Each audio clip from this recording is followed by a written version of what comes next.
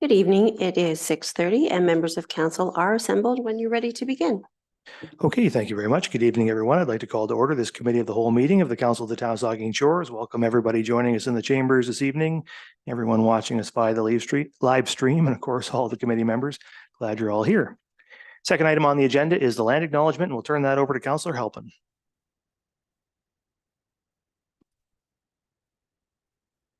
We acknowledge that we are meeting on the traditional lands and treaty territory of the Saugeen Ojibwe Nation, which consists of the Chippewas of Saugeen and the Chippewas of Nawash unceded First Nation. We understand that this land holds immense significance to the people of Saugeen Ojibwe Nation. We appreciate those who live and work alongside us today, who continue the traditions of their ancestors as stewards of the land we are privileged to inhabit. We thank them for the contributions they have made in both caring for the land and in shaping this community. We commit to truth and reconciliation, to acknowledging the truth about what happened to Indigenous peoples because of colonization, and to reconciliation, which begins with each and every one of us. As a local government and public organization, we are dedicated to learning about Indigenous culture, to fostering a better relationship with First Nations and their people. And we commit ourselves to actions that move us forward on a path to healing along with the Saugeen Ojibwe Nation. Okay, thank you. So now we're on to disclosures of pecuniary interest. Ask any member if you have one of those you'd like to declare at this time. Seeing none, of course, you can do that anytime if you need to. We have no additions, deletions, or amendments, and we have no open forum requests this evening. So we're on to delegations, and we do have 3 delegations this evening. I'll just remind all of our delegations that council has allotted 10 minutes for each of our delegations, and we would appreciate it if you'd hang closely to that timeline for us. So our first one is from Brooke McLean, who is the director of Bruce County Public Libraries, and she's here to give us a Bruce County Public Library update. Ms. McLean, the floor is yours. Thank you very much. Mayor and members of council, it's a pleasure to be here this evening to provide an update on the Bruce County Public Library. If we can go to the next slide, please. We do want to share that the Bruce County Public Library has 17 branches throughout Bruce County. We also have a virtual branch available 24/7. And very recently, we launched our bookmobile, making it an 18th mobile branch. And I'll speak a little bit more to that in a minute. Last fall, we were reaccredited under the Ontario Public Library Guidelines, which means that we meet or exceed a set of widely held objective guidelines for public libraries in Ontario. And our mission is to provide you with the information, knowledge, and entertainment resources you need to achieve your goals, foster your interests, and realize your dreams. Next slide. We know that individuals who are more engaged and connected to their communities have better outcomes. Bruce County Public Library drives social connections through our welcoming community spaces, programming for all ages, and a variety of services. Libraries are possibly the last free public space where anyone is welcome without expectation of something in return. We believe in a future where innovative ideas fundamentally change the way our communities learn, play, and connect with each other. I have some numbers from our 2022 year. So we have over 21,000 card holders in Bruce County. These are active card holders who are regularly using their library cards. Over 35,000 uses of our online databases that are available 24/7. 368,000 items borrowed and 113,000 digital items borrowed. So certainly the bulk of our circulation is still in physical items. We had over 1,600 programs and nearly 22,000 people who attended them. And next slide.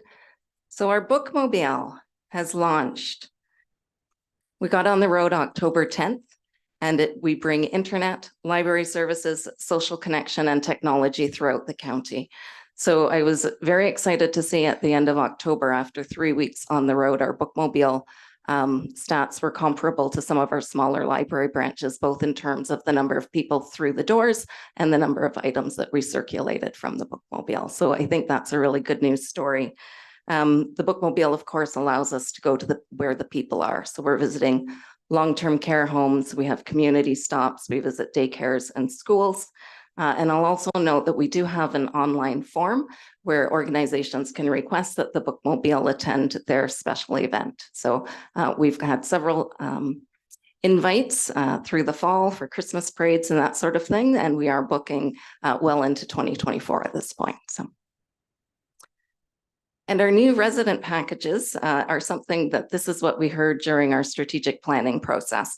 So residents identified a need to connect people new to our communities with our local resources, and knowing that libraries are often the first places that people visit, we engage with our partners to gather relevant information.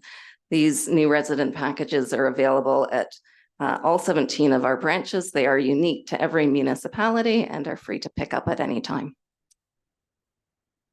Earlier this year, we also launched seed libraries.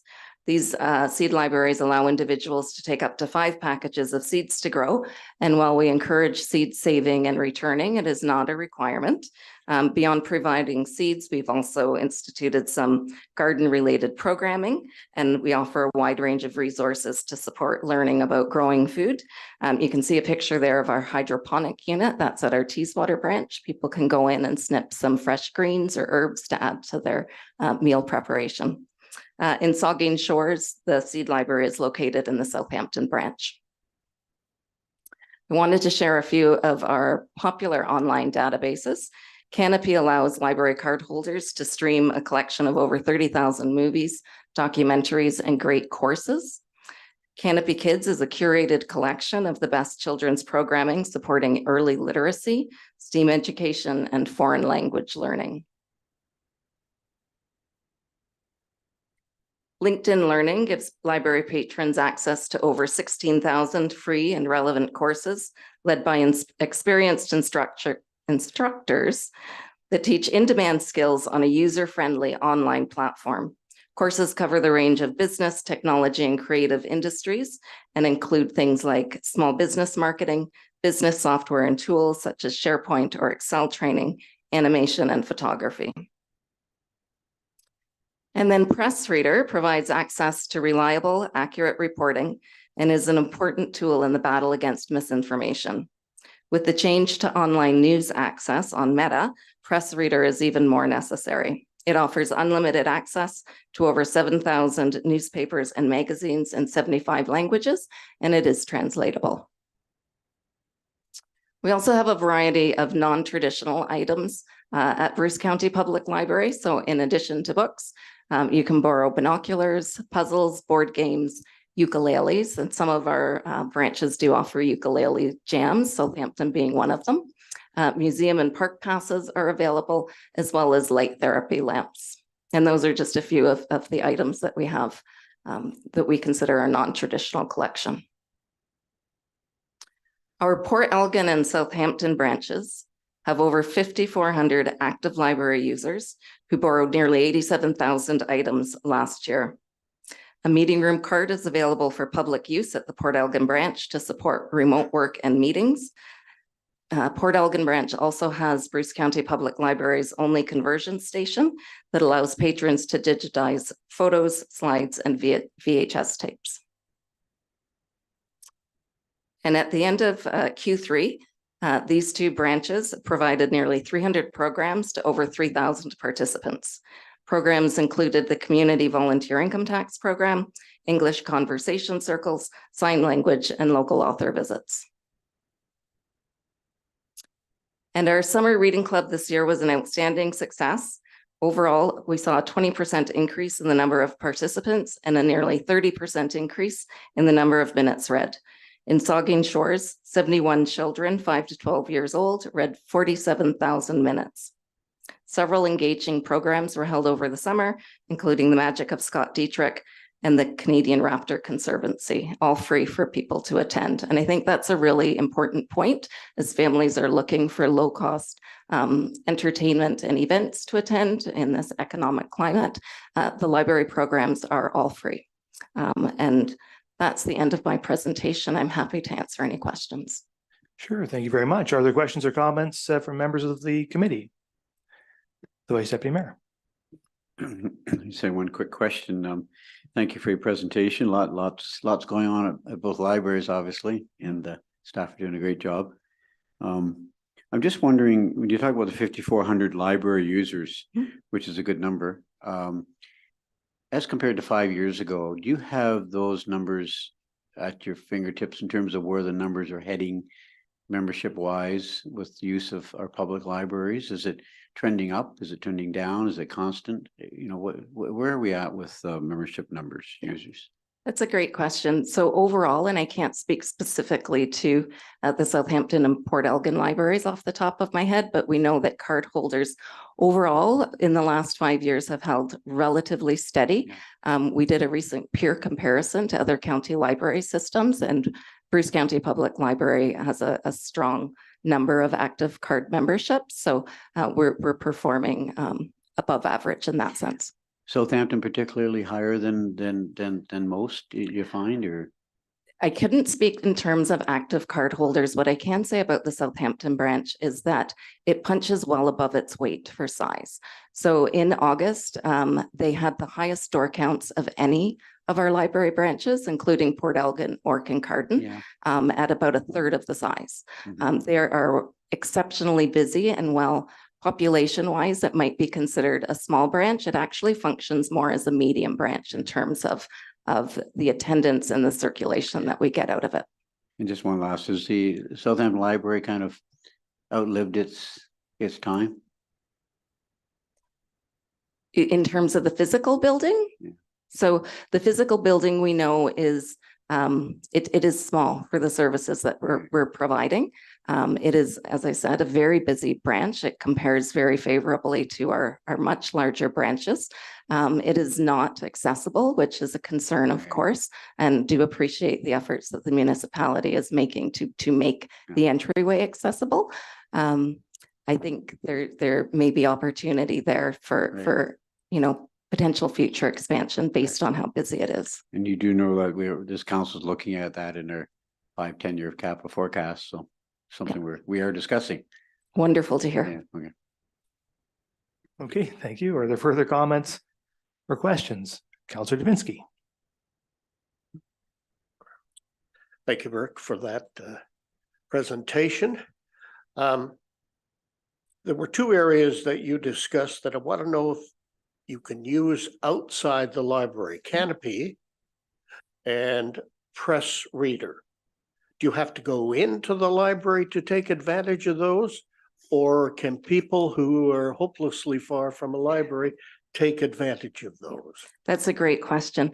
The online resources I highlighted tonight, all of them are available for you to access from home, either on your computer or on a mobile device. It is a good point, though. We do have a couple of online resources that are only available in the library branches, and that's because of the licensing. So one of those is Ancestry Library, that you actually have to physically be in the branch. We also have a Grant Connect software that you also have to be in the branch to access, but everything else is available from home. And one other question, Mr. Mayor. The bookmobile, the brand new bookmobile, congratulations.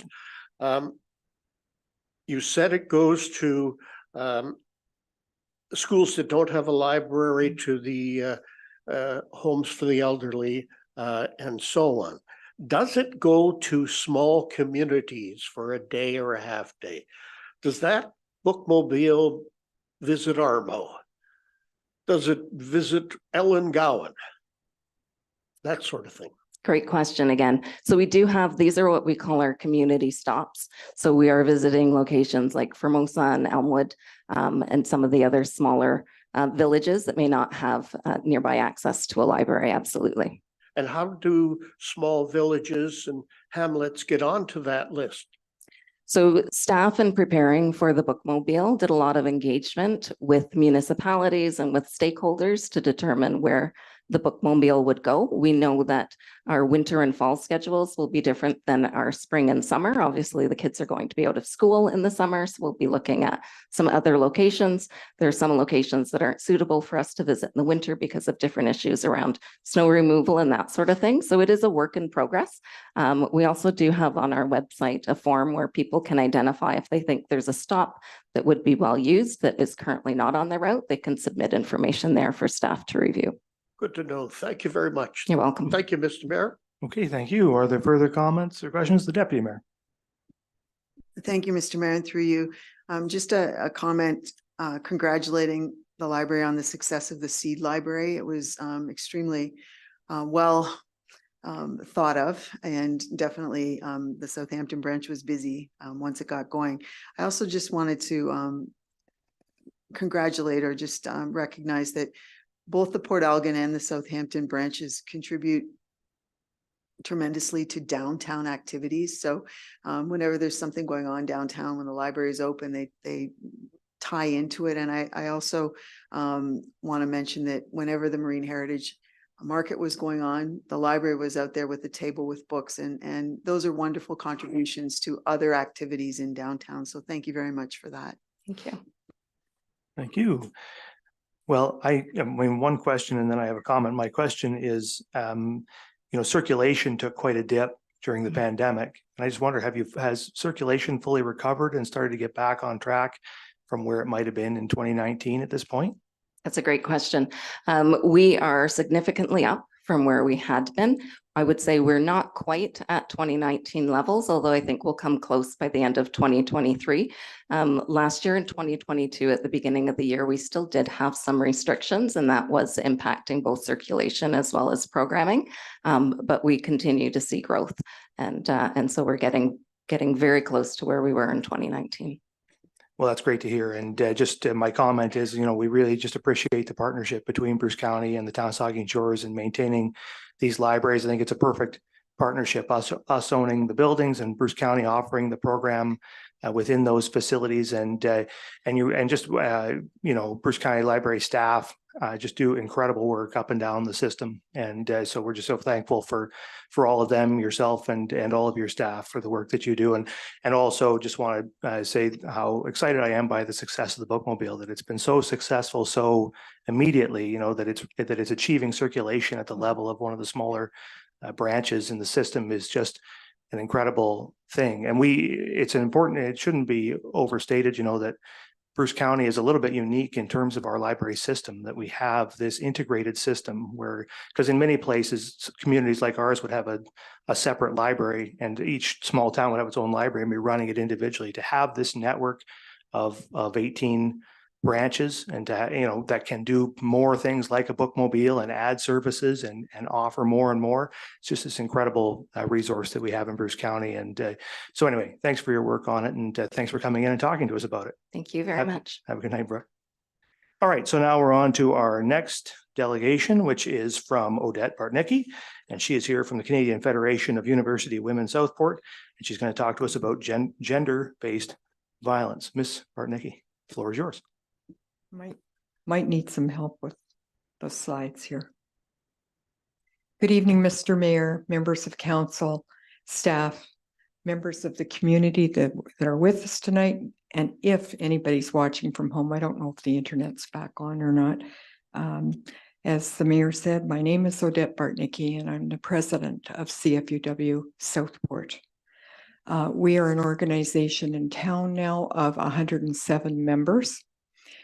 We're part of a national organization of 94 clubs with 6,500 members, and we are about 106 years old.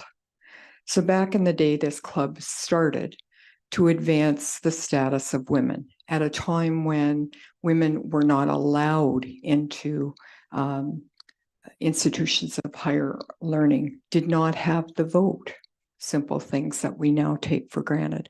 But one of the things that Southport has always advocated for is around the December 6th vigil against violence, as many of you know. We've been doing that for 32 years. And we've been doing it since 1989, when 14 young women were killed at Ecole Polytechnique simply because they were women. Most of them were engineering students. And just think where they would be now, 34 years later.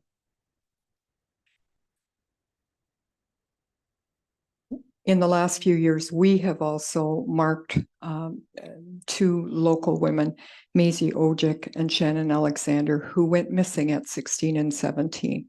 They have direct family ties and friends with our neighbors at Saugeen First Nations, and their bodies and whereabouts have never been found. They went missing in 2015.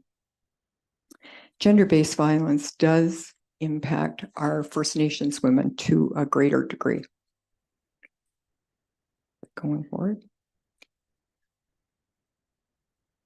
As I listen to Ms. McLean talk about all the advances in the library, I'm reminded again of how many things just get better and better and better in Saugeen Shores. Gender-based violence, unfortunately, is not one of those things. And in fact, across our province, across our country, it's something that we have hardly made a dent in the last 34 years. You all remember the van driver that mowed down, I think it was 20, I lost my note here. Sorry. 26 people were mowed down on Yonge Street, and 11 of them died, and many more were injured. That was a young man who was part of an incel rebellion. An incel is males who are involuntarily celibate. More recently, just last summer, this past June, at the University of Waterloo, another young man walked into a class and with 2 knives stabbed the young female professor and 2 students. But even more than that, less than a month ago, we lost 3 children and their mother, and another mom of a 12-year-old in Sault Ste. Marie, and 11 days after that, a woman in Whitby. So it's not getting better. And in fact, one of the organizations that does collect data gave us some of this. Approximately 4.7 million Canadian women, about 30% of all women, and 8% of men too, report experiencing sexual assault.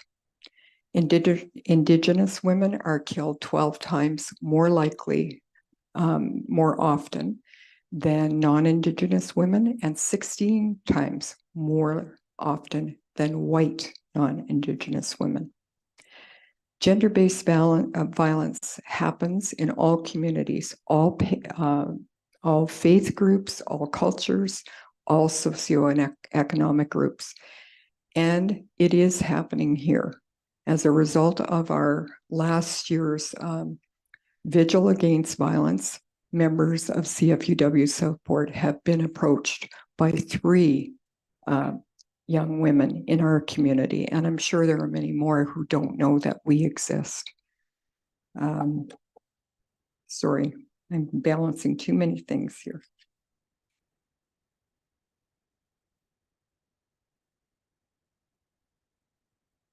What am I pointing at? I'm pointing at the wrong thing with this. Is it happening? Oh, there it is. In the last year, a coroner's inquest took place into the deaths of these 3 women who were killed by the same person in Renfrew County, and was one of the major coroner's inquests into gender-based violence. The outcome of that was 86 recommendations, and one was the recommendation that the province declare intimate partner violence, which is the same thing as gender-based violence, an epidemic. They also recommended that the federal government change part of the criminal code to say that coercive control is a crime. And coercive control means things like limiting access to money, making sure you don't have your own means of transportation, monitoring your movements. This afternoon at a luncheon, I was told of a woman whose husband installed the little air tags in her purse, in her clothing, and monitors her that way. So the coroner's report would suggest that that be made a crime.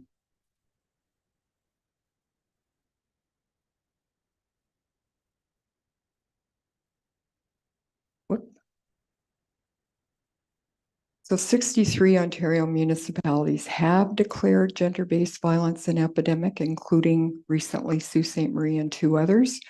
And our closest neighbor, as shown on that map, is Kincardine. They have declared the epidemic there.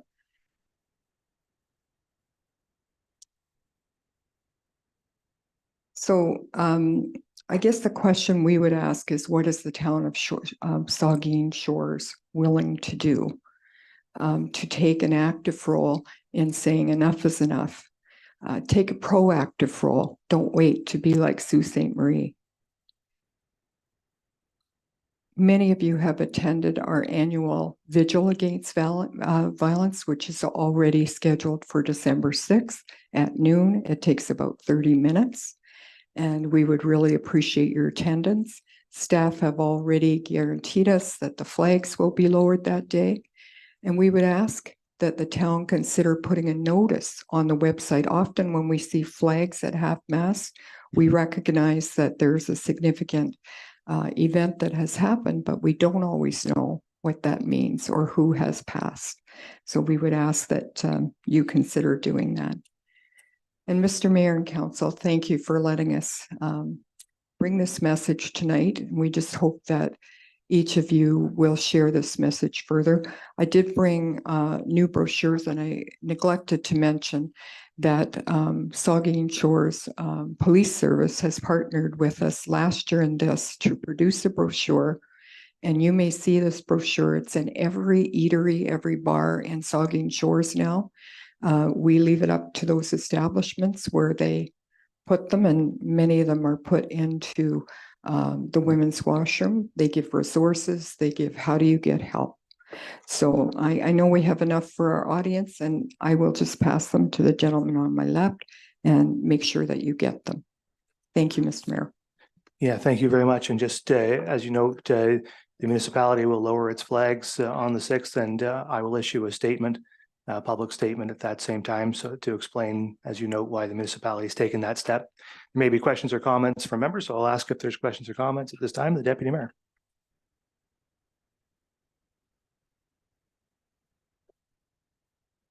Thanks, Odette, for the presentation. Your question in your presentation about what is the town of Saugeen Shores willing to do? I apologize for not asking you in advance, but since Kincardine has followed through and declared gender-based violence an epidemic through their council, do you have any examples of what that has meant for activity in that community? Because you mentioned that it would be a way to raise awareness and promote local action. And again, I didn't ask you in advance, but are you just aware of anything that's going on in Kincardine that resulted from that declaration? Thanks. In Kincardine specifically, no, I am not, and their declaration was recent. However, there are places that we all know the word epidemic. We learned that word during COVID. It has meaning. The definition of epidemic can be medical, but it can also mean a sudden spread of something that brings harm. And there are many definitions that my team has looked up.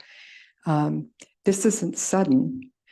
I think what's sudden is that it's been climbing drastically for several years. So the reason we would declare it is to bring attention to it. CFUW did host 2 expert speakers on November the 8th at the museum, and the museum was packed with both men and women, and we're very thankful for that. But the 2 men who came are experts in dealing with men who are compelled by court action to attend a course that is to learn why you do this and learn how to use different strategies to deal with whatever is causing these things. I think we all were awakened by that. And we all came away, even those of us who've worked in the field. I worked for victim services for a long while doing this. We all came away with more learning. And I think when and if you choose to make a declaration, there are people who are going to ask questions, and simply why. Being told, for instance, that last year between June 22 and June 23, we had 52 femicides in the province of Ontario. 52, one a week. That's a big number. So people will ask questions, people will become aware.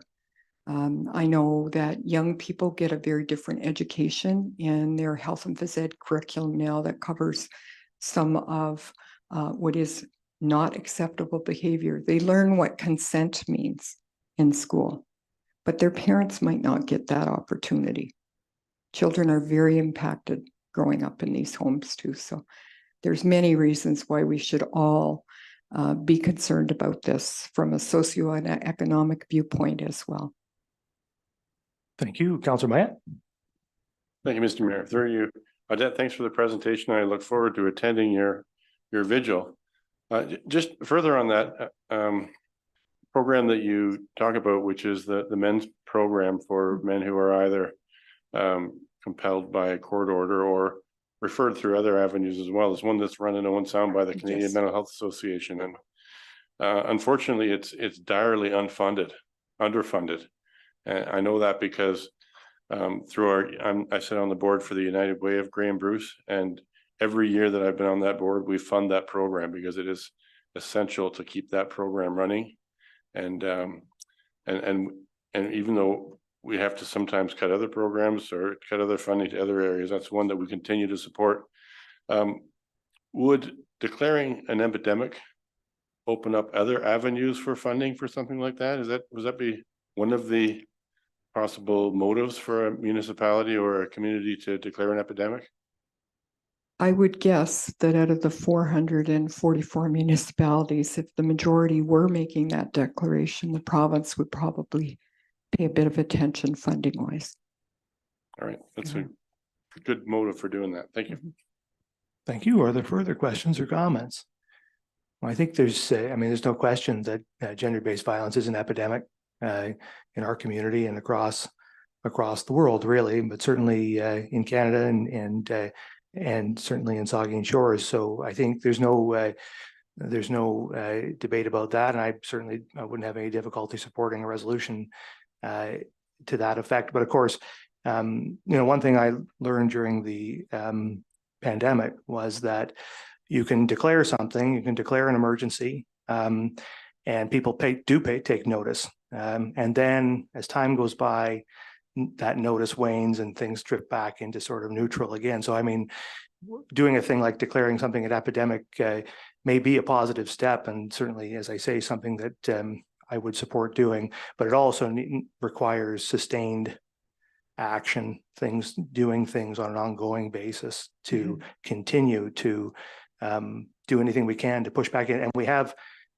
some good partners, and you mentioned the Saugeen Shores Police Service. Our police officers do excellent work in our community. We have excellent folks working in social services across our region at different levels, and in healthcare, working for the county and other agencies. And so we have a lot of great people, is what I'm trying to say, who are working on this issue. The town of Saugeen Shores supports some of them, and other levels of government do as well. And so I think we need to keep supporting them and keep working with them and keep doing whatever we can to intervene wherever we can to help women who are facing gender-based violence. So I think I'll certainly be there on the 6th. I'm sure many others will be as well. And thank you for bringing the issue of a resolution on the epidemic question to us as well. And I'm sure that I am certain that's something we will be considering in the future. Thank you, Mr. Mayor. If I could just have half a minute, I did forget to mention our shelters. So we support 3 shelters because victims, primarily women and their children from our town, do head to 3 different shelters. And on the 6th, we have invited the director Jessica St. Pierre. My head goes blank sometimes. Jessica St. Pierre was the director, and Owen Sound is now at the Shelter on First Nations. And for those who don't know it, it's not a shelter just for First Nations women.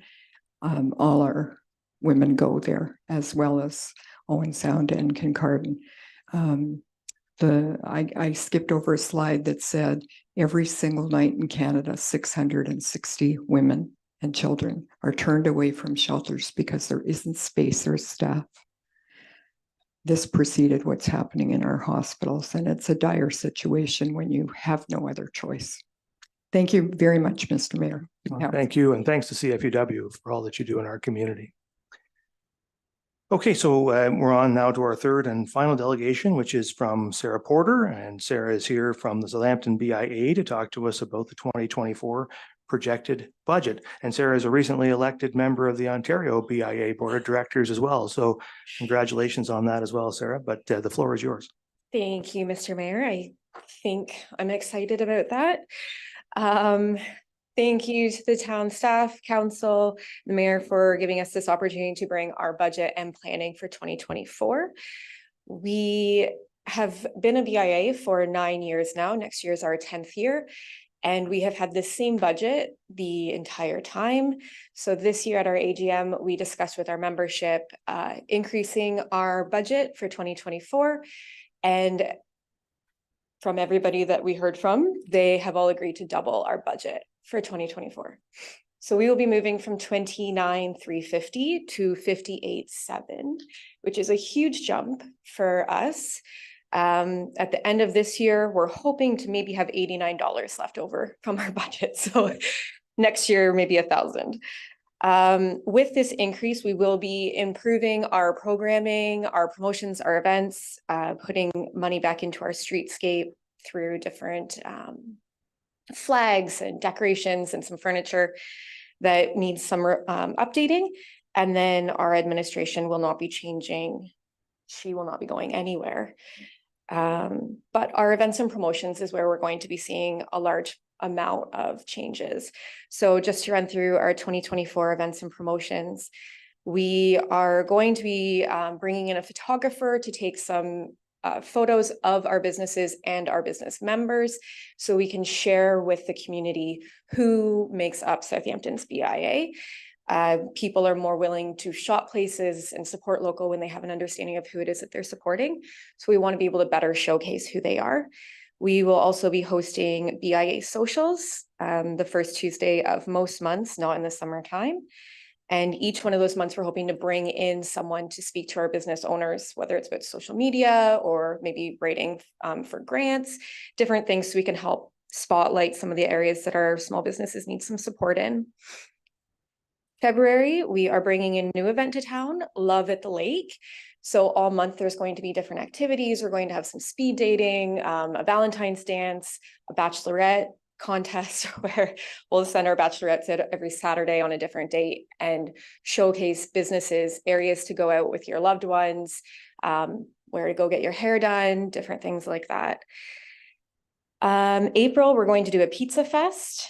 May will be our outdoor shopping month. June, we are going to do another new event, L Plus at the Lake. So this will be geared towards Pride, and we will be having some speed dating and dances as well that month. We are working with Saugeen First Nations to do a National Indigenous Peoples Day and redesign our Canada Day for July 1st. Put more of a focus on Kannada and see how we can bring in some of the cultural elements that our Indigenous neighbors can add to the day. July and August, we will support marine heritage again, and we will be taking our music on High Street from a weekly Friday event to a one-day event. So we'll be closing down the street, hopefully, and having some different bands throughout the day. July is our trial month, so that we're really well prepared for August when we do this for our 25th anniversary celebration. October, we bring back Live at the Lake, and November will be the return of Savor Southampton, which we started this year. So we had cards where people could pick them up, and as they went to different restaurants, and special food shops like the Southampton Meat Market and the Southampton Olive Oil Company. They can get stamps and then turn the stamps in for an opportunity to win a food prize for Southampton. So we'll be doing Savor Southampton again. And then in November, we start with Shoppers Night, Sparkles in Southampton, our tree lighting, and our Festive Fridays, which will start the Friday following. So those are still happening this year. Please come out. We have horse-drawn carriages every single Friday, where it is free by donation to the food bank. 2 of them will be going to Saugeen Shores Food Banks, and 2 will be going to the Saugeen First Nations Food Banks. And then on December 22nd this year is our first Santa Summit. We are asking everyone to come dressed as Mrs. Claus or Santa Claus and enjoy a little pub crawl through Southampton before it gets into the crazy holiday week. And that is our planning for 2024 so far. Any questions? That's great. Thanks very much, Sarah. Other questions or comments from members? The Deputy Mayor. Thank you, Mr. Mayor, and thank you, Sarah. Your enthusiasm just resonates. 2 questions. One is for us, really. My understanding is that every business in the geographic area of Southampton is a paying member of the BIA. Do we need to do anything to change the rates? Because you mentioned about doubling the contributions from members. Do we need to, through council, do something with that? Or I'm just. The clerk can speak to that. Thank you. Through you, Mayor Charbonneau. So the budget for BIAs within the town of Saugeen Shores is governed under the Municipal Act. So once the AGM has taken place for the BIA, where they've shown their membership, the budget, and it has been endorsed, and then they bring it to council, and council approves it. So once that has happened, then it's just included as part of the general the final tax levy as a special rate for those areas. Those businesses, as members of the BIA, were invited to the AGM and could take part in that discussion. So those notice requirements under the act have taken place. Okay, thank you. And I did want to ask you, Sarah, in your budget, you have mention of associate memberships. Give you a chance for a little promotion. How does one become an associate member? Because, everybody who is a business is automatically a member. Yes. Who makes up the associate membership category? Thank you. Associate memberships was an opportunity for us to invite some of the home-based businesses in, because they don't pay into the BIA levy. They're not supported by us. So they pay a base rate, which this past year was $125. And they would then have all of the access to the BIA except for voting rights as a non-levy paying member. So we would share their posts. They would be invited to all of our events. So they would reach out to us and say, hey, this is what I do, and I'd really like to be a part of BIA activities. They would pay us the $125 fee, and then they would be included on our website and everything else. We had, I think, 6 or 7 associate members this year. So that's a self-funding. We take the money from what we get from them, and that goes back into our membership welcome packages and things like that. Okay, further questions or comments? Well, I just want to say, Sarah, thank you so much for your leadership at the Southampton BIA. As the Deputy Mayor rightly points out, I mean, your enthusiasm and drive for this really has, I think, brought the BIA to another level. Your list of events and the things you're going to do in 2024 are just really incredible. And it's going to be a great year in Southampton, I think. And because of you and the whole board, I want to thank Councillor Davinsky too for his work there. He represents us well on the Southampton BIA, and also the work that you guys did in 2023 to help us get through the streetscape process to a point where we have at least a conceptual plan to get that we can now pick up and take forward to hopefully get under construction has been really helpful too. So I mean, the Southampton BIA is just a tremendously successful organization, and please pass along our thanks to your board and membership for all that you do. I absolutely will, and we love having John on the board with us. So, well, as somebody who serves on a board with John too, I share your sentiment. Thank you very much, Sarah. Thank you.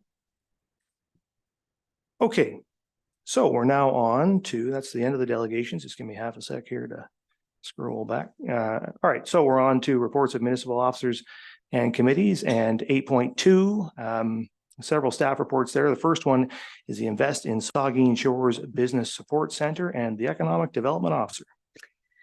Thank you, Mr. Mayor, and through you. This report outlines the plans in place to create the Invest Saugeen Shores Business Support Center to serve the business community. The new space will include co-working space, a conference room for training and meetings, and access to town staff in planning and economic development. There will also be opportunities for partner organizations to use the space to connect directly with local businesses in a convenient downtown location. Additionally, the project has received funding through the province's Rural Economic Development Program to a total of 30% of the project cost. The expected completion date for the project is the first quarter of 2025. Thank you. All right, thank you. And we have a recommendation that council receive the Invest Saugeen Shores Business Support Center report for information. Questions or comments from members? Start with Davinsky and then come to Mayette. Thank you, and thank you, Heather, for the report. I wanted to ask one question. We're changing that office so that its focus has a new responsibility, but there will be the odd people that will walk into the place expecting to find tourism news or what have you. How are we going to handle that? I mean, I assume we're in the chamber building, so it's probably quite easy, but I thought I'd ask. Thank you for the question. And through you, Mr. Mayor, yes, tourism is still a very high priority for us in economic development. And we recognize that it will take some time for the community to get accustomed to the changeover. We will have staff there. So of course, we'll still be available for the odd person that walks in. We are going to be rolling out a campaign as part of the transformation and the redevelopment of the space to educate the community on the new activities that will be taking place there. So we hope to be able to reach out to the community and the visitors through that to really ensure that the change in services is communicated. Thank you. Thank you, Councillor Mayette. Thank you, Mr. Mayor. Through you, Heather, thanks for bringing this forward. I think it's a great idea to reutilize that space. It's been sort of tossed around and used by different organizations over the time. Now, my ignorance maybe is showing here, but sometimes I see overlap between what the chamber's doing, what Sarah just talked about with her BIA, what this new business enterprise center is going to do, and how do you see yourself with this new organization being able to mesh with these other organizations to avoid duplication of effort and in fact hopefully complement effort from all of them, because they're all trying to do the same thing essentially, which is to attract and promote and make businesses successful in Saugeen Shores. Thank you for the question. And through you, Mr. Mayor, it's an excellent point and one that we've been working on. We've worked really hard to create these relationships where we communicate and we talk about what each of our programs are and what we're offering to the community. We serve slightly different memberships and slightly different groups. So we have to be aware of that. But the idea is to have the central location where we can all come together and meet face to face and work more collaboratively together. So that's part of the new plan as well. Okay, so the space will be set up and it'll be good because you are right beside the Chamber of Commerce. So you'll be able to collaborate with them very easily. Do you see the space for, say a young entrepreneur has an idea and they want to start a business? They can come in there and you'll be able to say, here, use that desk and use that computer and resources that are available and like an incubator of business. Is that what you're seeing here? Absolutely. That's part of the vision where we'll have what we call hotel desk space where you can, book an area and you can come in and you can do your business activities out of that space. We're also hoping to have, closed offices and boardrooms that people can rent out. So if they're having one-on-one meetings or if they'd like to run a training or a networking session, that will be available to them for use as well. So for instance, Councillor Halpin and I are on the Sparks Training Center board. So if we were having a board meeting, quite often we'll have them either next door at the NII building, or sometimes we use the Super 8 hotel. We might be able to use your facility as well. Absolutely. We recognize that there's a need in the community for that kind of flexible working space, networking space, so we'll have that. We'll take you up on that. Very good. The Vice Deputy Mayor. Yeah, thank you, Mr. Mayor. Maybe this is a question for Heather through you, Mr. Mayor, to the CAO, but I'm just clarify for me again. I can remember the day where tourism office was front and center at the chamber office. There was a lot of activity, people coming and going, and tourists coming in, particularly May through to September, in and out of the office and picking up brochures and flyers. And I know times have changed and people are on the web a lot and get a lot of their information there. But there's about $175,000 budget that the chamber was transferred to the chamber to run tourism services. And then that $175,000 was taken back. And the town of Saugeen Shores now was into running tourism services. So just explain to me, so I'm clear in my mind, where did the $175,000 go? How did it get absorbed in the budget? What new employees have we hired? It's obviously not a tourism manager now. Is that the right title? There's no tourism manager per se anymore. That position's gone. I just need to, in my mind, find out where that $175,000 went. The CAO. Thank you for the question. And through you, Mr. Mayor, I'm not going to be able to answer with specifics just because you've caught me a little bit off guard with the question, but we had a report earlier this year that recommended to council, and council approved the creation of the community development officer. So that's the position that was the former tourism manager, if that rings a bell. In addition to that, we hire a number of summer student staff, and then we still carry a line for marketing and promotion as well. So that's, sorry, a general answer to your question. I can get you more specifics I if call you that want. position now. So during the summer months, for example, Southampton always had a tourism office for the summer months. Will that tourism service still be available in Southampton and Port Elgin or not? Thank you for the question. And as I mentioned, tourism is still a very large focus for economic development. We just recognize that the way visitors are accessing information has changed. So we no longer feel that there's a need for physical visitor center information. So you won't see it the way it's traditionally been. Having said that, we are looking at ways to support visitors and the information that they are looking for, both online and physically. It just might not be out of the tourism visitor centers that you've typically seen in the community in South and Port Elgin. Okay, because tourism made an effort. I'm not sure what kind of an effort, but they made an effort to run summertime tourism type activities, events on street, in downtown parkettes and so on and so forth. But that no longer is going to happen, right? Like when the visitor experience coming in, there's no longer that kind of activity going to happen in our community. It'd be more up to the BIAs and not so much led by a tourism department because we don't have a tourism department. Is that correct? So that's gone. I don't want to get too far down the rabbit hole on tourism because I recognize that the community development officer will have a work plan for 2024 that will be brought forth as part of the business plan, which I believe is being presented in the next week or so. So hopefully that will provide a little bit more clarity on the direction that tourism will take in the future. Okay. I know it's relatively new still. So, and thanks. That's good. Okay, Councillor Stack. Thank you. Just a couple of questions, and initially I'm a little concerned with this notion, but so I'll put my bias out there. So just a couple of questions. Did we assess what kind of assessment did we do on the available meeting spaces? Because I can think of the NII, the Southampton Museum, Levitt Safety, all of whom have good conference spaces available. So did we assess and speak to all the businesses that may have spaces available before we made this plan?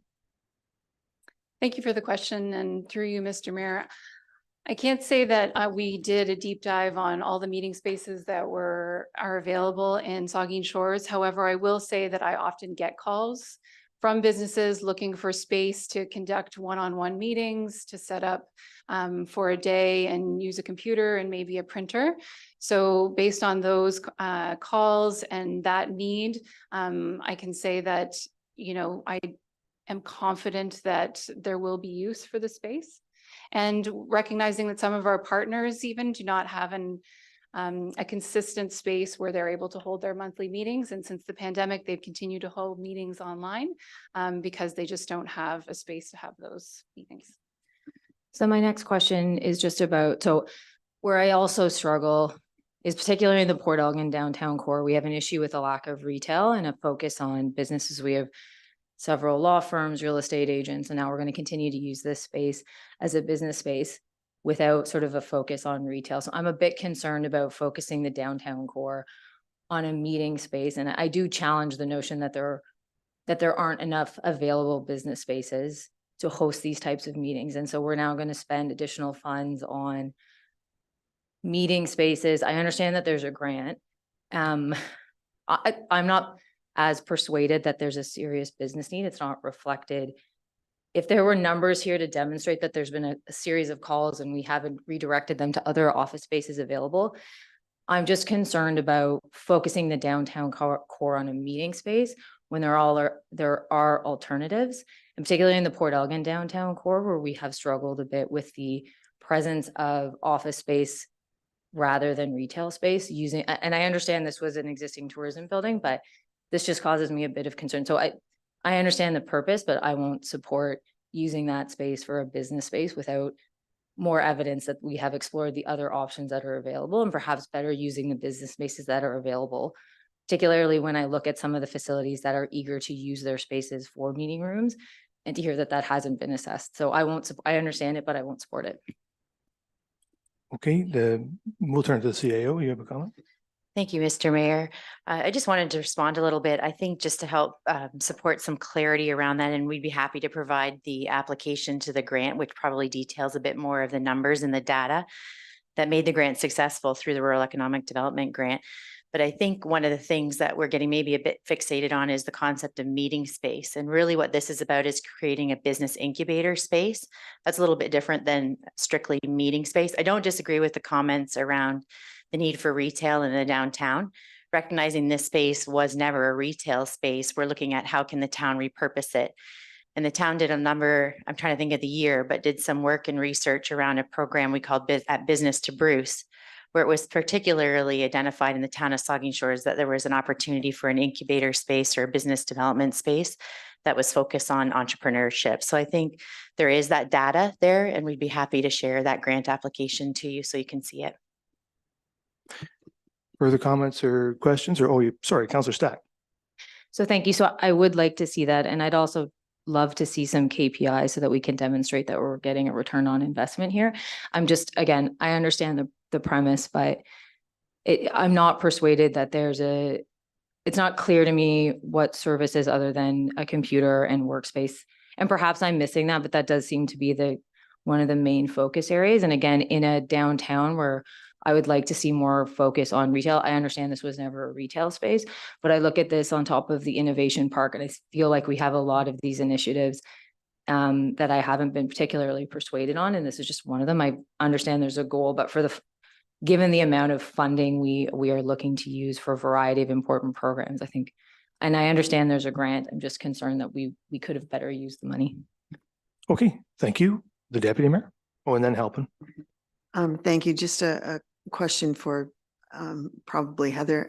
I believe that staff will be located in this site. What's the intention? Is it 2, 3, 4 staff members that would be in here along with the co-working spaces and conference rooms? What's that number? Thank you. So currently the community development officer and myself work out of that space, along of course with the Chamber of Commerce. We have had talks about rotating planning staff through there, as well as having a presence from County of Bruce Economic Development and Planning as well. Well, I hope you get to that, because I understand what Councillor Stack is saying about retail space and retail opportunities downtown, but people working downtown add to the life downtown too. So the more activity you can create there that will bring people into downtown, that hopefully will spin off to those people going to a coffee shop, going to Turtle Crossing and buying some toys, going to, one of the banks for something. So I understand what Councillor Stack is saying, but I do think that the intention here is to create some activity too that will bring some energy into that part of downtown. Thank you. Thank you. Councillor Halpin. Thank you, Mayor, and through you. It's, the ask is $59,730 plus a grant of $25,600 for a total of $85,330. Is that just to open it up and that is, but in addition to that, it's the other staff working in that office? Is that correct? Thank you for the question. So the total funds are to transform the space and then also to do some marketing and promotion for the new services that will be there. So the staff cost would not be any different than it would be for regular operations. Okay, but we're asking for close to $90,000 to make this workspace. Maybe I see the manager of development services there. He has a comment. Yeah, if I can, there's no additional ask for funding. The funding's already captured in our normal operating expenses for the economic development division, the subdivision of the planning and development division. So no, the amount of money the town has to put toward it isn't any greater than what's already budgeted on an annual basis. Okay, thank you. Okay. Further questions or comments? I just certainly appreciate your work on this, Heather, and appreciate the grant from the Ministry of Agriculture and Rural Affairs. I think it's a positive contribution from them. And I think it's, you know, maybe it gets to be a bit cliched, this concept, but I still think it's something worth striving for, which is a sort of one window approach, this act where folks who are looking to start a business in a community can go to a place and access expertise at every level that they need to deal with and get sort of a simplified and directed route to solving whatever problems they have. And starting a business is a situation that involves a lot of problems, a lot of hurdles that you have to get over. So I think having, it would be great, frankly, if we could get Bruce County present there as well and get as many sort of different levels of government and organizations all in one place so that folks can walk in the door and meet yourself and those folks and get the guidance and direction and help they need. And if they can also access a workstation and some physical supports at the same time, I think that's even better. And I think, and just sort of to carry on the conversation a little bit about downtown and what's good for the downtown and the need for retail downtown, which is absolutely true. I think all the comments about that are right. You know, that's what you'd like to see in your downtown. The reason why we struggle for that is not because other businesses are occupying the space. It's because the entrepreneurs who you need to do that work aren't there. If they were, there'd be more retail in the core because retail pays more rent than office space, right? So what we need to do is incubate retailers. We need business. We need to find ways to encourage and motivate people to get into the retail trade, and then they will start retail businesses. And we need to help them in every way that we can. That's how we'll get retail business into the core. So I think this frankly gets us further down the road toward that. Any investment we can make to help entrepreneurs succeed in our community. So anyway, you've heard the recommendation, and I'll ask all in favor. And opposed? That's carried. Thank you. All right, so now we are on to, we're on to the Saugeen Shores People Strategy, and we'll turn that over to the CAO. Thank you, Mr. Mayor. It has been a priority of this council as well as myself to improve the internal culture at the town of Saugeen Shores. One of the major initiatives for the CAO's office in 2023 was to reimagine the town's people plan, which was developed in 2019, and work to develop a brand for the internal culture at the town of Saugeen Shores. This report highlights for council the details of this people strategy that has been developed by staff and for staff. The people strategy, Team Saugeen, We Win Together, was built through a series of workshops in May and August with staff. The first workshop was to solicit feedback on the status of the internal culture at the town. This workshop was held in May. There was about 80 participants in the workshop. And some of the notes that I've included highlight that at this meeting, there was a negative tone with employees. The positives were there. However, the negatives were loud and there was a lot of silence. Staff also noted that there were multiple teams at Saugeen Shores as opposed to one team, that there were inconsistent communications from within silos and staff were feeling that inconsistency. And they noted that everyone got the issues, but no one seemed to be specifically addressing the issues. Between May and August, we worked to clarify and develop the internal brand. And at the August workshop, the team Saugeen, We Win Together, was presented to about 56 staff. At that meeting, we heard from staff that the Team Saugeen brand had merit in the opinion of the employees, that they were aligned with the brand concept, that they were starting to notice a change from leadership, and that there would always be detractors in all organization. However, our goal was to empower the positive voices. At the end, we noted that Team Saugeen works in theory, which was our work to do this year, and now it was time to make it come to life in reality. And that's what we're planning to do in 2024, is bring this strategy to life. I just wanted to highlight a couple of the overall takeaways. So as I noted, 60% of attendees were positive neutral. We are working to identify and reinforce all of the positive change that we're seeing happen at the town of Saugeen Shores. The key concepts around lean were acknowledged by staff, and it was acknowledged that lean will inevitably help with the workload at the town. And then there were 4 specific topics that employees highlighted for management. 1, that personal interests, with leaders taking time to understand workload issues were all identified as positive. 2, working on a refined process for communications. 3, focusing on acknowledgement and recognition. And 4, putting in place coaching processes and language was received really well. The Team Saugeen We Win Together brand was then developed by staff into the Team Saugeen Charter.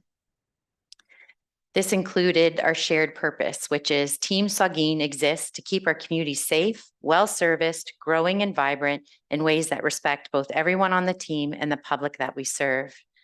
Further, staff developed 6 key Team Saugeen beliefs. These are get it done, have courage, commit, show respect, seek clarity, act with integrity. These are the beliefs that create action out of our words, is how we operate every day. We also work to identify what we called a big, hairy, audacious goal, or a BHAG. And in that, we decided that our goal was to become one of Canada's top small, medium employers by 2029. Our work to develop the strategy will begin with our staff ambassador group, who will be working with human resources and their individual departments to develop the criteria that Saugeen Shores will pursue to become that top employer. So through these shared purposes and beliefs and action of Team Saugeen We Win Together, we will work together to create a sense of belonging that is authentic to the town of Saugeen Shores. We will build our internal relationships, and we will support each other as employees. Execution of this strategy will be slow and steady in order to be embraced by all. Staff are very excited to see this work advance, and investing in staff through the people strategy will remain a top priority for the CAO, and the goal of reaching Canada's top municipal employers will remain a shared priority between council and the senior leadership team. There is a request in the 2024 budget for $25,000 to continue the work around the Saugeen Shores people strategy. And I know today I've just presented words to council as an overview, and I intend to be back in early 2024 with that top employer criteria, and I'll keep you posted as this work advances with staff. I'm happy to take any questions. All right, thank you. So there is a recommendation the council receive the Saugeen Shores People Strategy Report for information. Questions or comments from members? The Vice Deputy Mayor. Yeah, thank you, Mr. Mayor. And I just wanted to make comment about some of my observations in the last couple of years, and I think that employees working in silos most certainly something I did see once upon a time. I've seen some really a lot of change in the culture in our amongst our workforce. You talked about 60% of the employees are very positive, and it'd be nice to see that into the 70, 80, 90. I'm not sure you got all 100% in the positive thinking in terms of satisfaction, but 60%, I dare say 2 or 3 years ago, that might have been a lot lower. And so I think we've come a long ways. I'm in the office a fair amount, and I make my rounds, talk to staff. I enjoy that. And I think it's a partnership between this council and our staff, right? We're a team. Whereas the team didn't always be that way. It wasn't always that way. It was a bit frowned upon to come into this office years ago. I'm talking before you, Kara, and wasn't really looked at as something that you should do. But I've seen it. I've seen a change in the culture, and I've seen a change in leadership. I commend our choices for our senior management team, for example. We've got the best in the province, no question about it. We've got a really well groomed machine in terms of senior management team. So I just want to commend you and staff for all the good work you're doing. And now we're working in non-silos now. We seem to be working together as a team, as a unit. And I think that's really a positive. And that goes for council with staff too. We need to all work together as a team. And I see more and more of that happening. So I'm only one around the table, but that's what I'm seeing. So. Okay, thank you for the comments from members. I just wanted to make my own comment just in saying thanks to all staff for their work on this project. You see going through the workshops and all the effort that's been put into bringing together a plan and bringing together a path forward. And I think it's wholly appropriate that staff, have driven that and led it and fed into it. And now I think for us to make that investment in them to take what they have done and take it to the next level and codify it and turn it into something that might indeed turn us into a top employer by 2029. I think that's a tremendous step forward. So just an appreciation to all members of staff for working with us on this. And I know that council's keen to work with you on it as well. So with that, you've heard the recommendation. I'll ask all in favor. That's carried. Thank you. All right, so now we're on to the third quarter 2023 variance to budget report, and we'll turn that over to the CFO. Thank you, and through you, Mr. Mayor. The third quarter variance to budget report gives a summary of the corporation's financial operating results through the third quarter of 2023. A significant favorable variance to budget has accumulated with an expected budget surplus of approximately 2.3 million. Primarily resulting from higher than budgeted interest income, as well as labor budget surpluses from vacant positions. As the town has been filling many positions through Q2 and Q3, the rate at which labor surplus is accumulating has recently slowed, particularly in late Q3 and early Q4 so far. As mentioned in the past financial report, the Q2 financial report, I want to emphasize that the higher than expected interest income is largely a factor of inflation. The surplus in interest income will contribute to reserves at year end, which helps the reserve balances maintain their purchasing power for future projects. Non-labor operating expenses were largely in line with budget. Thank you. Thank you. So there is a recommendation that council receive the third quarter 2023 variance to budget report for information. Are there questions or comments? Seeing none then on, sorry. Do you have a question? Councilor Davinsky? Yes, thank you, Mr. Mayor, and through you to Dan. There's a line in the report that says an improvement in the accumulated surplus of 2.3 million is anticipated as a result of the third quarter variance to budget. If this continues through the fourth quarter, what will this money be used for? Where will it go? Thank you for the question, and through you, Mr. Mayor. So all of the funds at year end will be dealt with in accordance with the reserve policy that has been brought forth to council. So surpluses are put back to the reserve which originates that account. So in most cases, the funds would go to our tax stabilization reserve or our future capital reserve.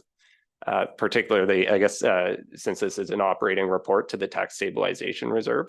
But we also have a building reserve fund where the building operating surplus would go, water and wastewater reserves where the water and wastewater surpluses would go. Through you again. So the money that goes into this tax stabilization from this variance, we could use to drop the budget increase for 2024 if we so choose. Staff have provided through the 2024 business planning process a summary of reserve activity.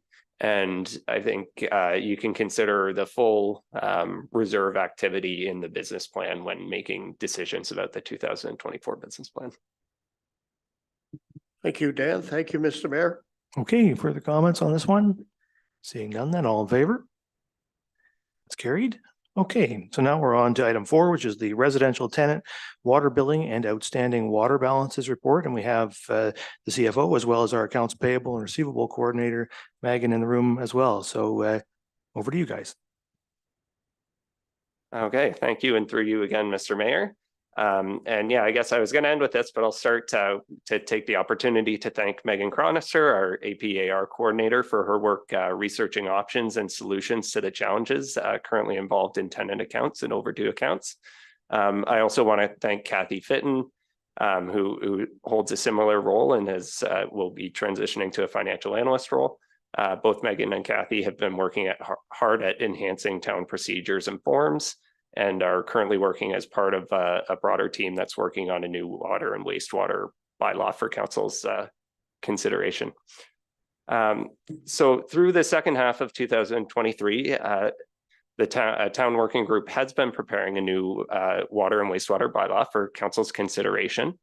As part of that process, the town is reviewing current practices and procedures, including many of the billing and account management practices for over 8,000 water customers. Specifically, this report deals with tenant accounts and the methods by which the town handles overdue accounts. The existing process for handling tenant billing involves setting up an entirely new account in the name of the tenant moving into a property. The steps involved in this process can be difficult for all parties, and the benefit to the customer in the municipal environment is mitigated compared to other environments due to municipal specific legislation. Through the Municipal Act, municipalities have the authority to add any uncollected balances to the property owner's tax roll, even when the charges are incurred by a tenant. Municipalities frequently use this authority, ensuring that collections are made in full for the services that are provided, and also helping to ensure fairness for all ratepayers. As outlined in the report, enforcement of this legislative authority can sometimes cause misunderstandings and challenging interactions between tenants, property owners, and town staff. There are 3 specific recommendations in the conclusion section of the report. One, that effective May 1st, 2024, the option for new accounts for residential tenant water and wastewater billing be eliminated. 2, that any existing residential tenant customer accounts are grandfathered, remaining active until tenants vacate their dwelling. And 3, that the town shall discontinue the use of water service disconnections as a collection tool for water accounts, and instead transfer unpaid water and wastewater charges to the property tax roll in each June and December for all accounts that are more than 90 days overdue. These recommendations are being made after reviewing existing practices of a wide variety of municipalities. Many municipalities have made changes to their procedures for both tenants and overdue accounts, and there is a trend towards these types of practices. Staff are looking for council's direction to move forward with codifying these practices into an upcoming water and wastewater bylaw and into subsequent town procedures. All 3 recommendations are aimed at enhancing clarity for our customers and for town staff. The time savings resulting from this change can also allow for more focused time for other improvements in water billing, such as upcoming projects to allow for real-time water meter reading and further enhancement of our online customer forms. Thank you, and I'm happy to take any questions. Thank you. So it is recommended that council receive the residential tenant water billing and outstanding water balances report for information. And we'll take questions or comments from members and start with the deputy mayor, and we'll work our way down the table. Thank you. This is a question for Daniel. Number 2 on the list of 3 for the inclusions. Can you just explain why we wouldn't have, I understand the idea of grandfathering, but it's in perpetuity until the tenant vacates. Is there a reason why we wouldn't, set a date, maybe like 2 years down the road or 3 years down the road to transition everybody over? Like, is that a legislative kind of thing, or is it just a decision that we would make? Thank you for the question, and through you, Mr. Mayor. I think that the idea of setting a date, as long as there is time for staff to communicate and incorporate that change to the customers, that would be possible. I think it's being presented as is, just to ensure that there's no unnecessary frustrations for customers for accounts that are perhaps working or that have a long-standing history. But certainly open to council's direction on that. And if there is significant time to communicate it to customers and to process the changes is the other thing. So if there's a high volume of accounts that are transitioning all at one time, then that could be administratively difficult. I just think it might be advantageous, and I welcome your expertise on this, but it might be advantageous to at some point in the foreseeable future have the same system across the board, so that it's not potentially still causing conflict. Anyway, just thought I would ask. Thank you. Thank you. Did you have another comment, Daniel, or? No, I think we'll take that feedback and can build that into our future actions on this. Okay, Councillor Mayat. Yes, thank you, Mr. Mayor. And when I read this report, it certainly brought back lived experience in this regard, and you'll know what I'm talking about, Dan. And I think it's a good idea in some respects that the landlord will have some line of sight to the outstanding water bills, as was the case that we're both familiar with. The landlord had no line of sight to the water bill, and when ultimately the overdue account was transferred to the landlord, it became apparent that there was a massive water leak, and the water had been leaking for some time, and that can easily happen. You can understand how if a tenant is not paying for the water and the tap's dripping or the toilet's running on, they're not necessarily going to care because it's not any money out of their pocket. Whereas the landlord, if he isn't doing or doesn't have regular access to a property, might never know if the water is running, other than they might notice a steep increase in their bill. But that only comes every 4 times a year, right? So I'm a bit hesitant to jump on board with the idea, because I'm always reticent to putting more burden on the landlord. Being a landlord myself, we have to deal with a lot of expenses as it is, and so if, in my personal case, we don't charge for water, but I could see where any service that is being provided to a tenant and the tenant is billed directly for, like say cable TV or internet or telephone or things like that, or hydro for that matter. If that's being supplied as part of the rent package, then the landlord doesn't have a mechanism. So if I'm supplying telephone on a premises, I can't write a bill for telephone and transfer that to the tenant and charge him independently for that. The same as cable TV. I can't charge somebody for supplying cable TV unless they're being billed directly for it, right? I would have to build that into raising the rent and build that into the rent. You don't have the ability to give an itemized list of charges on a monthly rent. You have your rent charges and that's it. You can't say it's your rent plus your hydro plus your telephone plus your cable TV plus your water. So when you add those things on, it forces the landlord into a position where they just have to raise the rent to cover those things and raise it sufficiently that wasteful behaviors are compensated for, because we all know if you're not paying for the heat and you won't mind leaving the window open, right?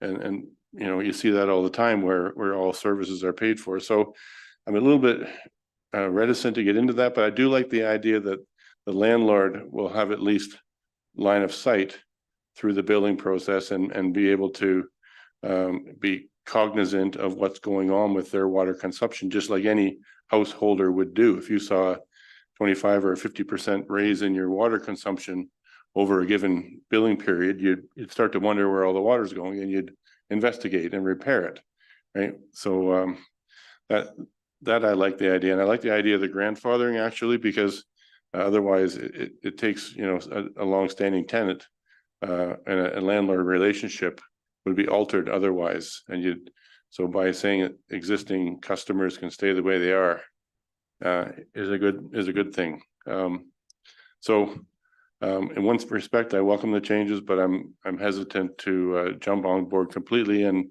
place further burdens on landlords, because being a landlord is not easy, and it's a service that is provided in the community, and it's becoming increasingly difficult to provide that service with the pressures of costs in all respects, and you can't raise the rents just to cover all those costs. So I'll get off my soapbox now.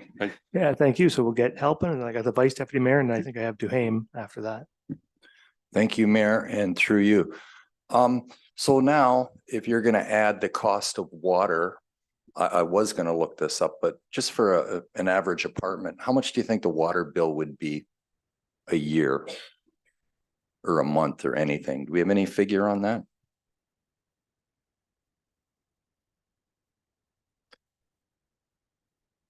Just a ballpark. So we have a bi-monthly billing. The fixed charges, I believe, on a one equivalent household unit. Apartment units are billed at a 0.4 equivalent household unit for the capital charge portion, but the one equivalent household unit for a regular household, the fixed charges, I believe, are somewhere in the ballpark of $110, $120 bi-monthly. And then the usage charges are on top of that, and that varies a lot depending on the household. Could be $10 or $20 up to $100 or more dollars for certain households. Okay, so if you're charging someone rent right now and you add the water to it, you could create a lot of headaches for landlords, because you're only allowed to, like, the government dictates how much you can raise your rent as a landlord, right? And then you're going to ask the landlord to, you know, just from what you've said, $700-800 a year, they're going to have to increase their taxes. I can see a lot of people challenging in that and saying, oh, well, you can only raise my rent this much. So I really need an answer about that before I can support something like this. The CIO, Yeah, the other, the CIO might want to okay, speak to thank that you. one. Thank you for the opportunity to comment. I think it's really important to remember that we're not changing the amount or applying a difference to a rental rate. Like the water charges apply to the site. It's who's going to be receiving the bill, the tenant versus the landlord. And the landlord is always ultimately responsible for that charge, which is what the treasurer has outlined. So that's where we talked about, if it's delinquent, it gets applied to the landlord's tax roll. So it's not increasing necessarily. And I think the point of having the grandfather relationship is it recognizes that there are those existing relationships that are working well, and so that those can continue. And when new ones come on board, landlords can consider that water, wastewater fee in the amount they set for the rental rate. So you are correct that the province regulates annually how much you can increase, but it doesn't regulate what you can set your rental rate at. So the landlord could consider what that water, wastewater charge when they set the rental rate, and then that's incorporated. Sorry, could I? Yeah, go ahead, the CFO. If I can add on to that. So specifically on that point, and when we can come back to this, I am not an expert on landlord tenant law, but we're not looking to dictate the rental agreements themselves between landlords and tenants. And my understanding would be that if you have a rental agreement, you have a rent, you can also make the tenant subject to usage charges. So we can come back and verify that detail. But to me, you could still have a rental agreement where the tenant is responsible for the usage, Other municipalities in our research, and if council wants us to go in this direction, we can go in this direction, do provide the option of forwarding the bill to care of the tenant at their address. So I believe in the model employed by other municipalities, the tenant can still be paying the bill or responsible for the bill through their rental agreement, but it's still being delivered to the property owner and ultimately in the name of the property owner. Councillor Halpin. Thank you, Mayor, and through you. So if someone's paying 2,000 for rent right now, but they're looking after their water, okay, so you have to add that 150 a month more for water. So you must increase their rent. The tenant, okay, that is one of my concerns. The other concern I have is that why can't you use cutting off water for non-payment? If people aren't paying for their water, will we still be able to just say, hey, this guy's not paying his rent, he's not paying his water, I want to cut my losses. Let's disconnect the water until his arrears are collected. Okay, so in terms of disconnecting, what the report is recommending is that the active disconnection is no longer used as a tool for collection, primarily on cases of property owners that are in arrears. In the situation of a tenant being overdue, and I'll bring back Councillor Mayette's comments earlier. So certainly the changes that are being proposed here would increase line of sight for the landlord so that they are directly receiving the bills. They're aware of the account status at all times. They're also, through the proposed changes in terms of overdue accounts being automatically transferred to the tax roll at regular intervals, we're removing the possibility of large unexpected balances being transferred to the property owner without their awareness. But when it does hit that overdue notice, that is going to the property owner, alerting them to the fact that the account is in arrears, that it will be transferred to taxes. At that point, they can still direct us to disconnect the water and stop charges at that point. Okay, so I got the Vice Deputy Mayor, and then I think I still have Councillor Duhaime. Yeah, I just wanted to commend you, Daniel, for leadership you've shown in this area. I think it's good planning, and I think you know, the issues I can see with disputes amongst tenants and who's using what levels of water. He's using mine, I'm using hers. You know, vice versa, and bills getting up and down and sideways. And I just think all the aggravation put the responsibility back onto the landowner. I think it just makes good sense. I like the 200 hours in savings per year. You can use that time valuably with in other areas. I think it really simplifies it, and I think it sends back to the owner. It gives them the full responsibility, full control over what's going on with their property, with their renters. And so I don't like the May 24. I wonder if it should be September. Give a little bit more time, a little bit more notice, a little bit longer period of time. I think our Deputy Mayor suggested a couple of years, but I wonder if we should be 8 or 9 months at least to the fall for a period of notice. But you know, we don't have any control over hydro or TV or union gas or telephone, those kinds of things, but we do have control over water, and we can send that responsibility for water back to the landlord. Yeah, and I think that's where it belongs. And so I think it's a good report. I think it's just good planning, and so I'll be supporting it. I think it's a good move, and I appreciate the grandfathering too, Daniel. I think that's a good move, but I would suggest a little longer period of time for implementation. But I think it's a good report. Okay, thank you. Councillor Duhaime. Yeah, thank you. And through you, Mayor. Yeah, I agree with Mike there. I think it is with Councillor Mayette, I agree it's a good report. Just a couple questions on overdue accounts. we do take people's like direct deposit information, correct, Dan? We offer options for our customers to sign up for either a monthly billing amount that comes out through pre-authorized payment, so direct deposit to the municipality, as well as a due date option as well, where the amount is pre-authorized to be withdrawn on the due date. Okay, so that might cover some of the issues then with existing tenants if they're overdue on an account, if they do provide direct deposit payment information.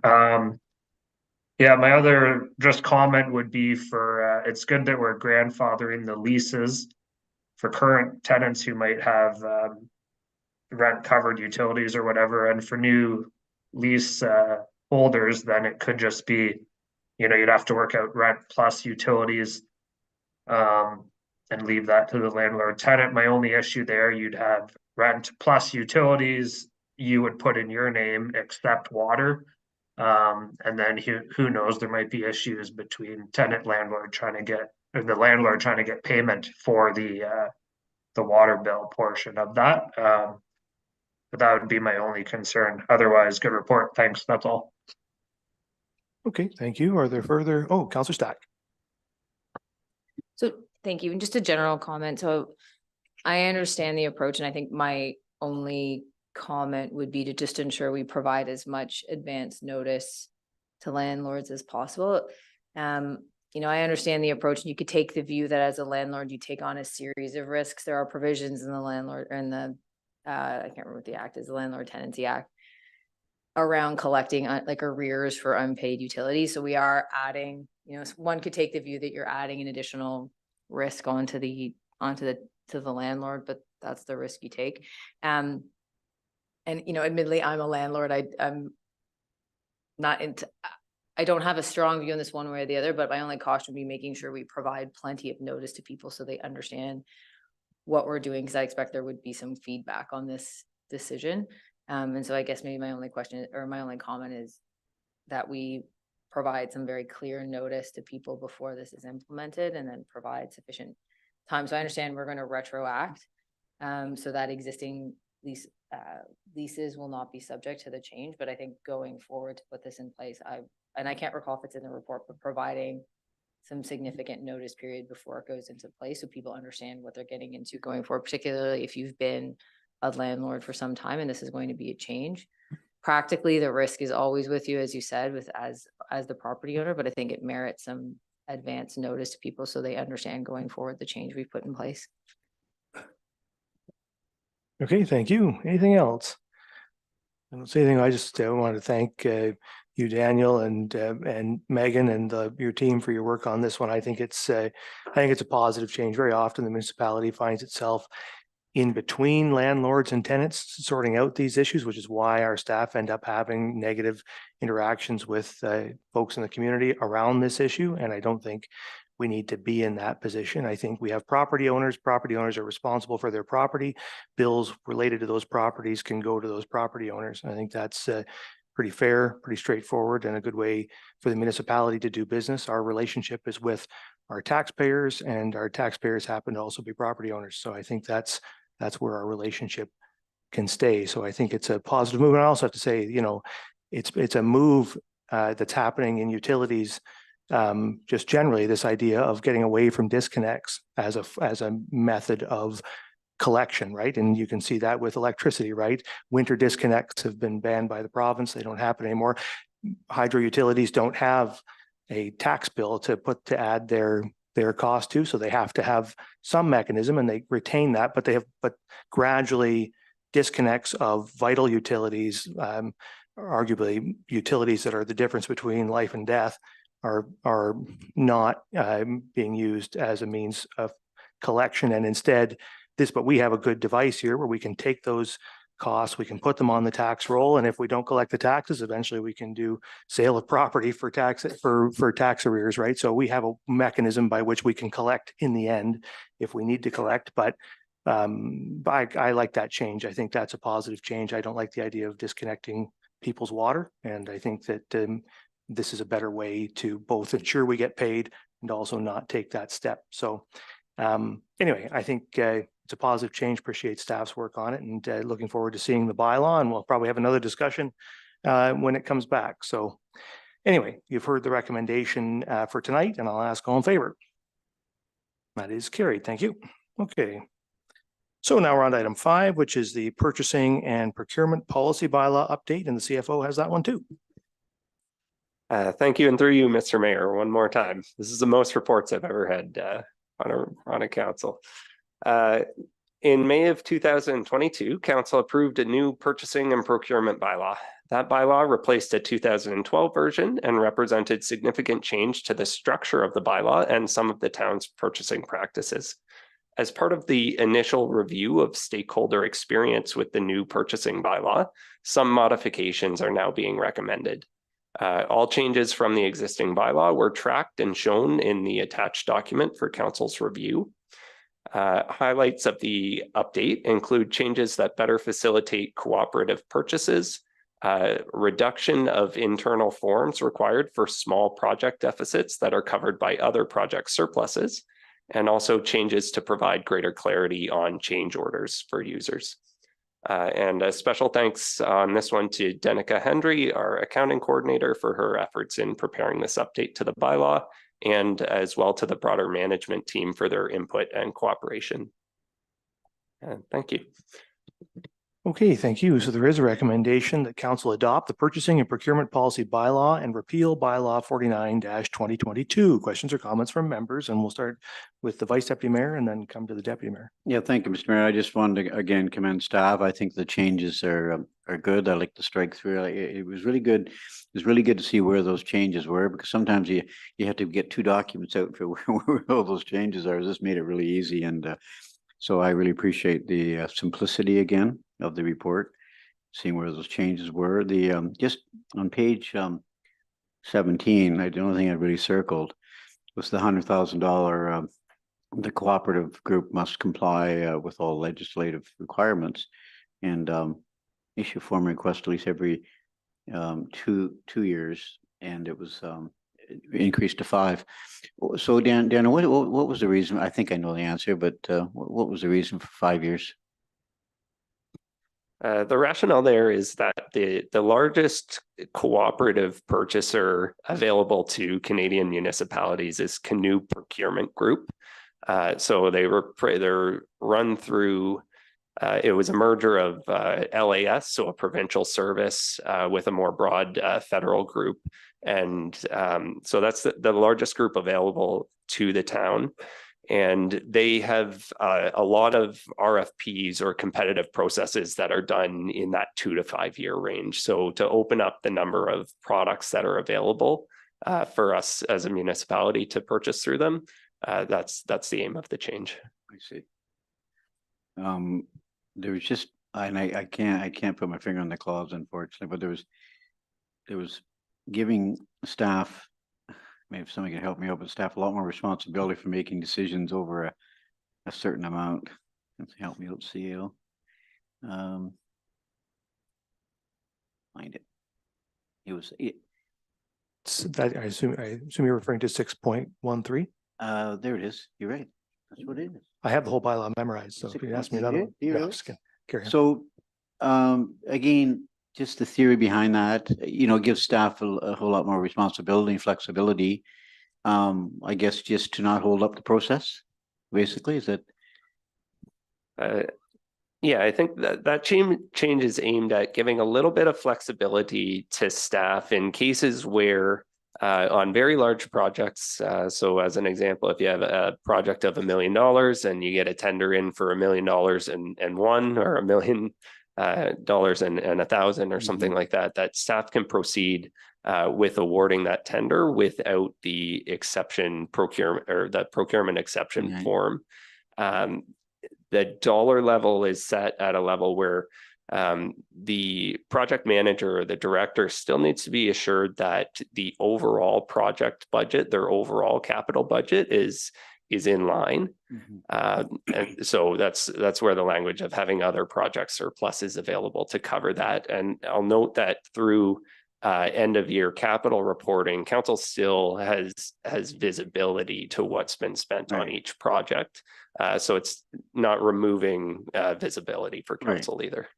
Well, again, I think anytime we can speed up processes and give staff that kind of jurisdiction to work in those areas to make things quicker, I think is a good thing. So thanks for your good work again on this, Daniel. I assume it was you did a lot of the work, was it? It's the whole finance team. Denica in particular is our acts as our purchasing officer. Anyways, So thank you. Yeah. He's a good boss. The deputy mayor. Thank you. I also had a similar question related to that chart in whatever that number is, 6.3. I'm really concerned and confused. In places, there's something that suggests that $100,000 and more council is involved. And then in other places, it's $100,000. It's one staff person that can make those decisions. So and the removal of and purchasing officer, we still have a purchasing officer, don't we? yes. Okay. I just, it's concerning to me that the larger value items, removing that just extra little bit of support there for those decisions, when council seems to be involved in some cases and not involved in other cases, that's concerning to me. My other question would have been about, there's in the list of exemptions, and unfortunately I didn't write down the page number. I think it's towards the end. One of the items that got changed was in the first section. Hang on, I'll find it here.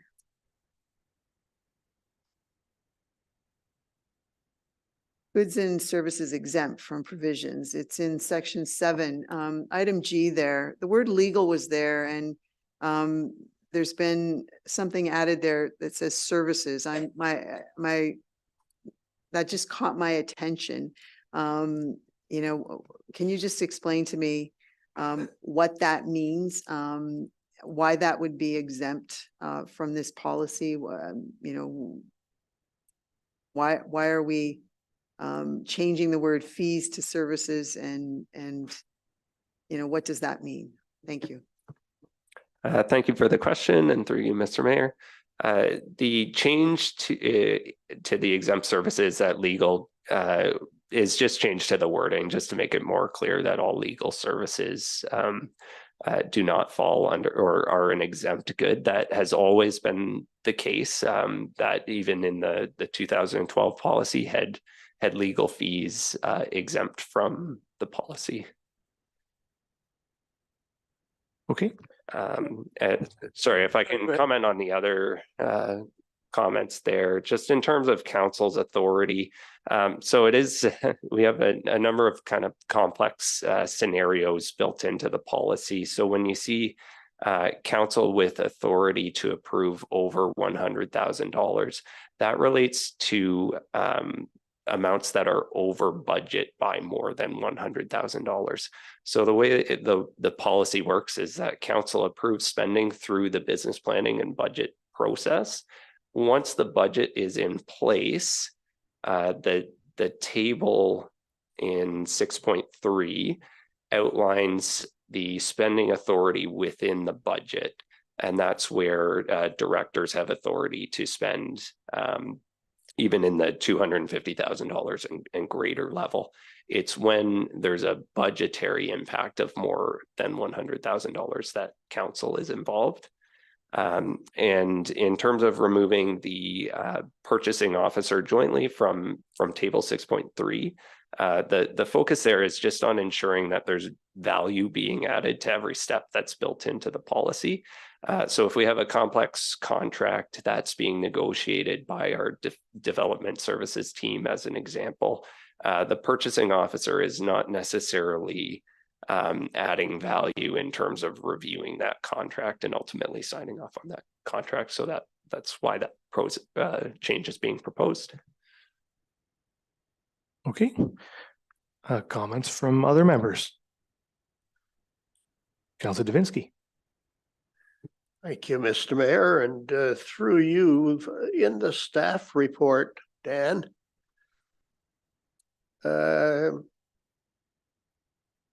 Change orders, section 6.13.3 clarifies the authority of department heads or delegates to authorize change orders under existing contracts if the changes are reasonable in scope. And you may have just been talking about this. Define reasonable in scope. I think that's a tough one to answer. Reasonable in scope. I think it's following the intent and the spirit of the original project that council has approved, is maybe how I would word that. But just to speak to the language on change orders, it's just being introduced because the past policy was silent on change orders, and our stakeholders, our users, were looking for something that explicitly called out the process. And the language around change orders is, again, if it's falling within the budget, and you have a minor modification to the project after the initial signing. If it's going outside of budget or anything like that, there's other provisions in the policy that would require different approvals. So you're comfortable with that phrase, or can that phrase change when it comes back to us? I think if there's a suggestion of language that council would like to see, we can certainly build that into what comes back. It's just me so far.